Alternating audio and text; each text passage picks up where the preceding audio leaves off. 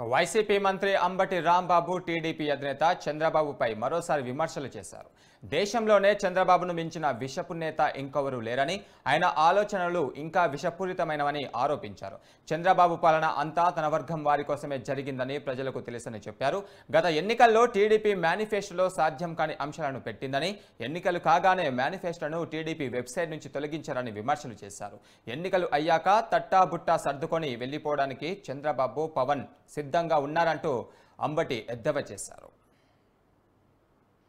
మొన్న భీమిల్లో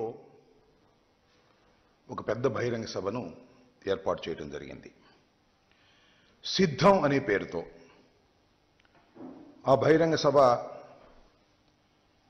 కని విని ఎరుగని రీతిలో అశేష ప్రజానీకం ఉత్తరాంధ్రలో పార్టిసిపేట్ చేసి మరింత నూతనోత్సాహాన్ని వైఎస్ఆర్ కాంగ్రెస్ పార్టీ క్యాడర్ కలిగించటమే కాకుండా ప్రత్యర్థి రాజకీయ వర్గాలలో గుండెల్లో దడపుడించే విధంగా పెద్ద ఎత్తున ఈ సిద్ధం అనే బహిరంగ సభ జరిగిన విషయం మీ అందరికీ విదితమే.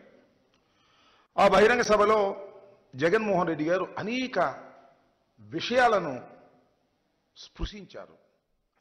కేవలం తన వర్గాన్ని, తన తాబేదారులను, పెత్తందారులను చేసుకోవడానికి మాత్రమే ఆయన పరిపాలన చేశాడనేది చాలా స్పష్టంగా అర్థమవుతున్నటువంటి అంశమని మనం చేస్తున్నాం. సమాధానం చెప్పుకోకుండా ఏదో ఊసిపోయిన కబుర్లు, సొల్లు కబుర్లు, ఊకదంపుడు ఉపన్యాసాలు చెప్పి, బాలకృష్ణ సినిమాలో డైలాగులు చెప్పి ఏదో ప్రజల్ని మభ్యపెట్టాలనేటువంటి ప్రయత్నం చేస్తున్నారు. జగన్మోహన్ రెడ్డి గారు ఇంకోటి కూడా చెప్పారు. అయ్యా, ఈ రాష్ట్రంలో ఎస్సీ, ఎస్టీ, బీసీ, మైనారిటీ వర్గాలు నేను అధికారంలోకి వచ్చిన తర్వాత వారికి రాజకీయంగా పదవులు ఇచ్చాను, ఆర్థికంగా వారు బలపడే విధంగా చేశాను. సుమారుగా 2.52 లక్షల కోట్ల రూపాయలను బటన్ నొక్కడం ద్వారా పేద ప్రజానీకానికి ఇచ్చాను. దానిలో మేజర్ పార్ట్ 75% పైన ఎస్సీ, ఎస్టీ, బీసీ, మైనారిటీలకు అందే విధంగా చేసి ఆర్థికంగా వారికి చేయూతనిచ్చేటటువంటి కార్యక్రమం చేశాను. అయ్యా చంద్రబాబు నాయుడు గారు, మీరు 14 సంవత్సరాల్లో ఎప్పుడైనా ఈ కార్యక్రమం చేశారా అంటే దాని గురించి మాత్రం చంద్రబాబు నాయుడు గారు చెప్పరు.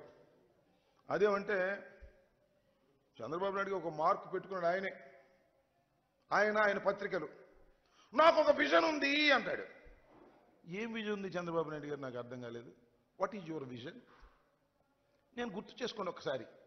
చంద్రబాబు నాయుడు గారు 53 రోజులు జైల్లో ఉన్నాడు, జ్యుడిషియల్ రిమాండ్లో ఉన్నాడు. కేసులో పట్టుబడి ప్రాథమిక సాక్ష్యాధారాలన్నీ ఉన్న తర్వాత న్యాయస్థానాలు వారిని రాజమండ్రి సెంట్రల్ జైలుకి పంపితే 53 రోజులు ఉన్నాడు.